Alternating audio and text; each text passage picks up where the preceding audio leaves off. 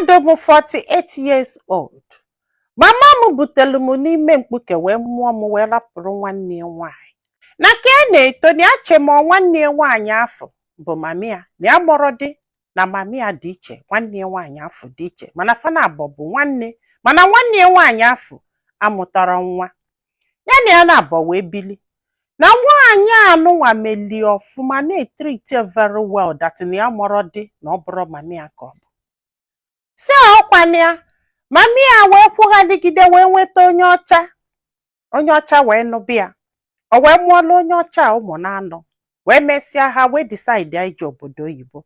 Ha wee jebe obodo oyibo. Na mami ya adọ ajụ esie na ọ chọrọ dị ịgba maka ya na ndụ ya niile. Ya gbakwa nkịtị. Ka ọ dị 14 years. Mami ya wee sị na ya chọrọ ka ọ bịa obodo oyibo bịa soro ha biri. Na ya che ma mgbe afọ ka mami ya lotere onye ya bụ. Mana ya mụrụ na ife nwaanyị a chọrọ ije wee mebu oru. O wee meele akwụkwọ ya wee jebe obodo oyibo wee luo. Si na nwaanyị a sisie nri na ụmụ ya ndị ọcha ya elisie before ya wee lie. Ya wee luo bie wee bụrụ maid. Na ya na-asa akwa, na ya na-efiche, na ya na-arọ. Na ọ bụrụ dị ya bụ ihe bụ the problem. Na the problem bụ na nwaanyị a si ndị mmadụ na ya bụ nwanne ya nwaanyị. Ọ chọrọ ka anybody malụ nọ nyanwa mụrụ ya. Ọ chọrọ. Si ọkwana ihe a na-eme. Si o kesie ife na ụmụaka ewesiela onye wee welụ nke ya. Ofu nwa ya si ya mba na ya n'idili nke nyanwa ji. Mami ya si anya bịa anya welie enye onye afọ. Ya welie enye onye afọ. Na ihe nwaanyị a melie n'ụwa na ọsọsọ Chukwu nọ n'eluigwe maka ọra. Na nwaanyị etinyere na skuul kwere ka ya jee akwụkwọ. Ya nọlụ n'obodo oyibo just na-asa avia na-enyeli ya aka. Ihe a ka a na-eme. Olu one day ọ rapụsị ya na o nwee one guy ga-achọta ya. Na ọ bụrụ na the guy bịa nyagwu ya na ya nọrọ. Ka the guy bịa nyawesị ya na mami ya nọrọ ya. Ọ sị anya bịagodo nso. Ya wee lute nso. The guy wee kwata ya na moto ka o jide eli enyi Ibonyi. Ya wee nụba ọgụ. Ọgụ afọ kafa na-anọ ya wee kalịa the man wee si na moto wee pụta ọkwana ya. Wee baa n'ụlọ je nọlụ. Mana ka mami ya bata na ya gwara ya maka na o nwere ihe menụ. Nwa ya nwoke nọ n'ụlọ wee sị ya mama na ya na nwoke afọ lili Ibonyi. Mami ya wee tibe mkpu wee sị ndị mmadụ na ya bịala obodo oyibo wee bịa anya na di edesi Ibonyi. Sị na ya dị n'elu die mana nwoke afọ bịalubi ya abụrụkwa die. Mana ọ na-agwa ndị mmadụ na ya dị n'elu die. Na-agwa ndị mmadụ na ya bụ onye oshi. Ụmụ ya zụsie osi ọ sị nọ nyanwa zụrụ. Ọma njude ajụ nọ ekwukwere nọ nyanwa zụrụ. Maka na ụmụaka afụtaghị edo ka med. Nwaanyị a wee bido wee na-emegbuzie nke nwere part 2. Ya wee gbapụ n'ụlọ. Wee gbaga na nke ndị Ghana n'ebe afọ. Ruo nwaanyị afọ na-atị ya na-enyeli aka na-enye ya nri. Ọkwana ya. Mami ya wee nụ na ya na ebe afọ. Wee jekpọọla ya ndị welfare. Ndị welfare wee bịa ebe afọ wee dulie. Ya wee jee nọ ndị welfare bụ ndị tinyelie na skuul. N'izizi ya wee gụba akwụkwọ. Unu amago ka welfare si adị. Wee tinyekwuolu na onye ojii ka ọ bụ. Wee tinyekwuolu na o jere akwụkwọ. Ịmagolo etu a ga-esi na-etiriti ebe afọ. Ya wee si ebe afọ wee gbapụtakwa wee gbajekwe na nke nwaanyị afọ. Along the process, mami ya wee kpọkwa ndị welfare again. Ya wee gbapụ wee gbaga n'aka one guy onye ọcha. Wee tụbịa ime. Ya wee bube afọ ime ebusie. Wee mụọ nwa. Mami ya nụrụ na ya mụrụ nwa. Wee na-achọghalị ebe ọbụla ọ nọ ka ọ kpọlịa ndị welfare ka a nalị ya nwa. Ya na-amịghalị. Mịghaligide bịakwa na nke nwaanyị aga n'afọ na-atalị ya very well. Mami ya wee nụ wee kpọlịa ndị welfare ha wee bịa ebe afọ wee kpọlụ ya na nwa. Wee ti ihe n'ụlọ ha wee bili ebe afọ. Ịmagolu na ndị welfare lutekwere ọ bụ na ị nara alụ ọlụ na o nwere ife na-alụ wee sọpọtụ nwa gị na ya na-abọbi. Ha ga-anapụ gị nwa afọ. Na nwa ya dị 9 months. Ha wee napụ ya this baby, a baby girl. Ọkwana ya. Why no mami ya na-akpọ ha. Na wee napụ ya nwa. Ya wee be nne na nne ya besie ya nwere ife a ga-eme. Ya ebidokwa eme gịnị? Kwụghalịba kekwe n'ihe a ga-eme. In fact na afụfụ ya taa n'ụwa. Nwatakịrị agụrụ akwụkwọ wee jiri aka wee na-efe ide onwe ya. Unu amagolo dị ndụ ọ na-ebi.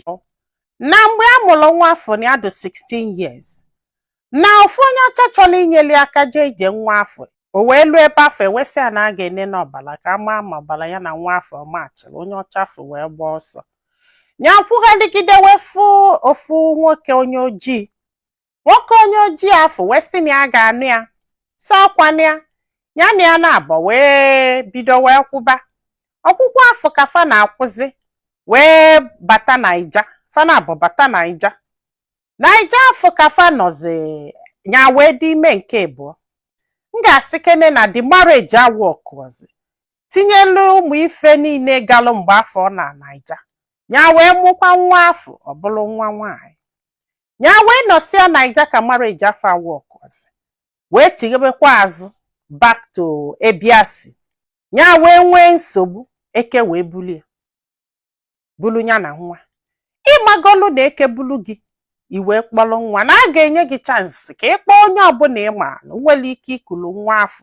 Ọ bụrụzia na ị nwere mmadụ then fanalụ gị nwa afọ tinye na welfare adopt onye to any parents ọbụla do ready. Nya wee kpọọ mami ya wee bịa wee nalị ya dị nwa wee tinye n'ime.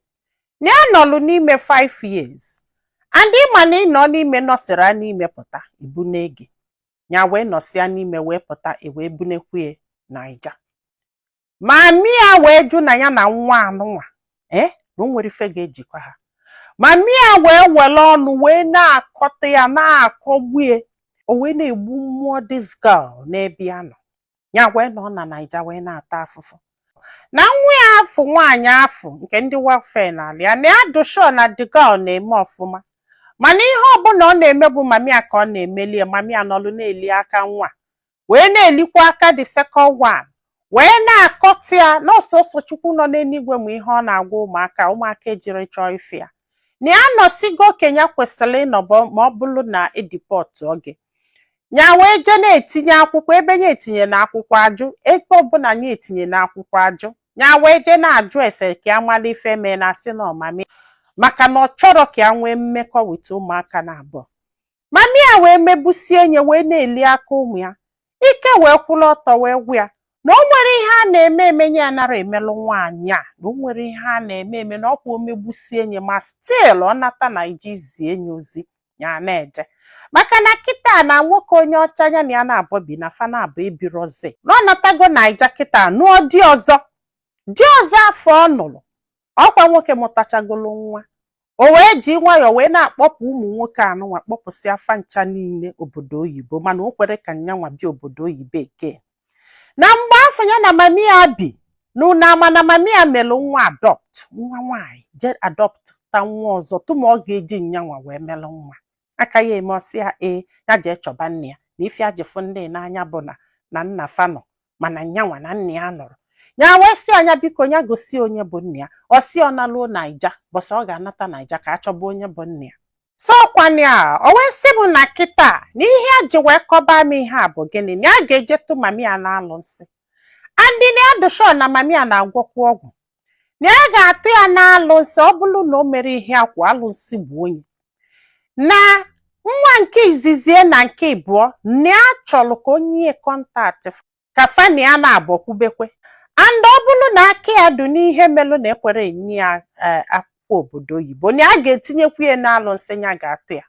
N'ike agwụ gị o andị n'ihe enya na-achọ ime kịta na edisaidi gị efuli kama na ịma nọ mmadụ ka ya bụ. Ya wee sị ka amala ife ndị mmadụ lụ. Nwanne m kedu ife ịlụ? Kedu ife ọ dụgo ka this woman mee kịta nụwa? Onye tụọ mami ya na-alụ nsị ka o wee nwee ike mee gịnị kpọtali ụmụaka na-abụọ n'ụwa. Maka na ọ sị m na ya ma na mami ya na-agwọ ọgwụ na ọ makwuola alụ nsị na-alụ nsị obodo fa ka ya ga-atụ ya. Ka onye hapụ nwaanyị a ka o melie ihe ọ na-eme gaba maka na ya mere ya gịnị. Ọ bụrụ na ị ga-esi ozi a nwanne m biko gwa anyị filo na comment section maka na ọ ga-enyelu nwaanyị aka iji mma ife ọ ga-eme. Ma nyekwazalụ m aka tụsa ozi a ka olu ndị ọzọ ntị. Ndị be anyị daalụnụ ka ọ dị n'ụbọchị ọzọ.